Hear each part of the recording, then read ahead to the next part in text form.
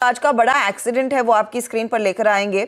और देखिए जाइडस को लेकर दो अपडेट से, एक तो 550 करोड़ में जो 50% हिस्सा इन्होंने स्टर्लिंग बायोटेक में खरीदा, लेकिन जो बड़ा धक्का लगा है वो लगा इसीलिए है क्योंकि इनकी एक पर्टिकुलर ड्रग जो रफली इनके रेवेन्यू में 3 से 4% कंट्रीब्यूट कर रही थी, एबिटा में 8 से 10% कंट्रीब्यूट कर रही थी, वही ड्रग टेवा को अप्रूवल मिल चुका है यूएस एफडीए की तरफ से। इसका वो जेनरिक वर्जन लॉन्च करेंगे, 180 डेज का एक्सक्लूसिविटी मिलेगा, इसीलिए उस स्टॉक में एक भारी मार पड़ती हुई सिटी ने तो कह दिया 890 तक आ सकता है। जेफरीज कह रहा है कि FY26 में दरअसल इसकी अर्निंग्स इस पर्टिकुलर ड्रग से जो अल्सराइटिव कोलाइटिस ट्रीट करती है वो रेवेन्यू करीब 1% से कम स्लिप होता हुआ दिखाई दे सकता है और एबिटा में भी खासी गिरावट देखने को मिल सकती है, इसीलिए स्टॉक मार खा रहा है। सचिन, क्या इस समय आप तुरंत प्रभाव से शॉर्ट करेंगे या नहीं, या टूट गया है, थोड़ा सा संभलने दे फिर नई शॉर्ट पोजीशन?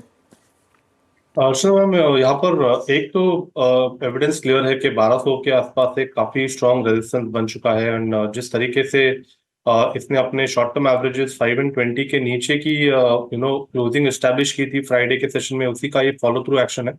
तो इमीडिएट बेसिस में मुझे लग रहा है शॉर्ट्स पाइल अप नहीं करने चाहिए। थोड़ा सा अगर पुल बैक मिल जाता है तो आई थिंक 1150 1155 एक बेहतरीन लेवल होगा जहां पर फ्रेश शॉर्ट्स ऐड किए जा सकते हैं। एंड रेजिस्टेंस काफी अच्छी तरह डिफाइंड है अराउंड 1200 के आसपास। आई थिंक 1205 के स्टॉप लॉस के साथ ऑन अ पुल बैक मुझे लग रहा है यहाँ पर शॉर्ट्स डिप्लॉय करने चाहिए। जो मेजर सपोर्ट है स्टॉक के लिए अभी फिलहाल वो प्लेस्ड है लगभग अराउंड 1085 के आसपास। तो इमीडिएट बेसिस पे मुझे लग रहा है रिवॉर्ड टू रिस्क ज्यादा हेल्दी नहीं है, तो एक पुल बैक पे ही शॉर्ट करें। पुल बैक पर शॉर्ट करना चाहिए, लेकिन एक नीजक रिएक्शन स्टॉक में आ चुका है खुलने के साथ ही, क्योंकि यहाँ पर बिकवाली आ गई। हमारे साथ अब हेमांग जानी भी जुड़ गए हैं। Hemang, good morning. Unfortunately stock की बात हो रही है तो मैं आपकी राय लेना चाहूंगी, क्या रैमिफिकेशंस रह सकते हैं? जेफरीज तो कहते हैं FY26 में अर्निंग्स पर थोड़ा सा इम्पैक्ट आएगा, लेकिन इसका क्या कोई लॉन्ग टर्म इम्पैक्ट देखने को मिल सकता है क्या, या नीजक रिएक्शन है?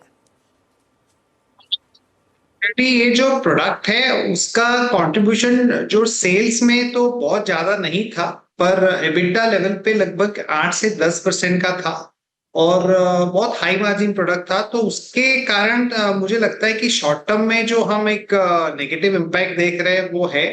पर उसके अलावा मुझे लगता है कि जाइडस ने जब क्वार्टरली नतीजे अनाउंस किए थे उसके बाद काफी लोगों का ये मानना था कि ये एक बेस्ट क्वार्टर था और उसके बाद जो क्वार्टर आएंगे उसमें से थोड़ा सा मॉडरेशन देखने को मिलेगा। तो मुझे लगता है कि फार्मा एज अ सेक्टर तो काफी अच्छा कर ही रहा है। तो अगर ये स्टॉक आज आपको 5-6% डिस्काउंट पे मिल रहा है तो उसमें थोड़ा सा एक्यूमुलेशन जरूर से करना चाहिए, क्योंकि जिस तरह का प्रोडक्ट पोर्टफोलियो और पोजीशनिंग है कंपनी की बोथ इंडिया एंड यूएस, उसमें मुझे लगता है कि ये ओवर रिएक्शन का केस है और फंडामेंटली कंपनी बहुत ही बढ़िया कर रही है। ओके, ज़ेरस लाइफ मेरे ख्याल से ये फर्स्ट टाइम पोस्ट नवंबर 2023 इसका रिट्रेसमेंट आया है टूवर्ड्स 100 डे एक्सपोनेंशियल। एक बात याद रखिएगा, वर्स्ट सर्कमस्टेंसेस में इसने 4 जून 2024 को एक इंट्राडे लो क्रिएट किया था। मैं ये बात इसलिए कह रहा हूँ यहाँ पे, वो भी 100 डे में पे आके सिंक हो गया था, मतलब वहाँ पे बाइंग आ गई थी। तो ये जो 1100 का लेवल है ना, 1105 1110, ये इंटरेस्टिंग लेवल है, अमूमन अच्छी बाइंग आती है इस रेंज में। अच्छा, इससे पहले कि मैं आगे बढ़ूँ, Nifty eight day high, Sachin के पास एक ट्रेड है, फिर मैं इंडस्ट्रीज पे आऊँगा। सचिन, क्या पिक कर रहे हैं आप? वीरेंद्र जी, ध्यान देना है HDFC बैंक पे। एंड HDFC बैंक में मुझे लग रहा है एक अच्छी शानदार तेजी नजर आ रही है, एक अच्छा फॉलो थ्रू एक्शन है। एक जो गैप एरिया थी लगभग 13 अगस्त के आसपास, वो मुझे लग रहा है इंट्राडे में अटेम्प्ट हो गई फिल करने की।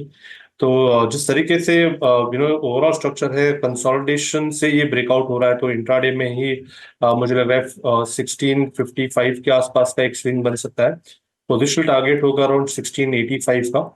एंड जो इंट्राडे लो अभी तक एस्टैब्लिश किया है 1632 के आसपास, तो आई थिंक 1630 के स्टॉप लॉस के साथ यहाँ पर फ्रेश लॉन्ग पोजीशंस ऐड करने की सलाह होगी।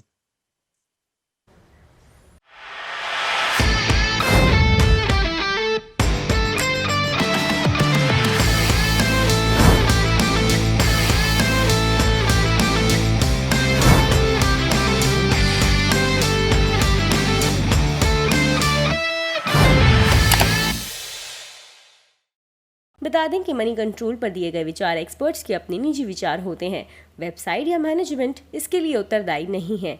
यूजर्स को मनी कंट्रोल की सलाह है कि कोई भी निवेश निर्णय लेने से पहले सर्टिफाइड एक्सपर्ट की सलाह लें।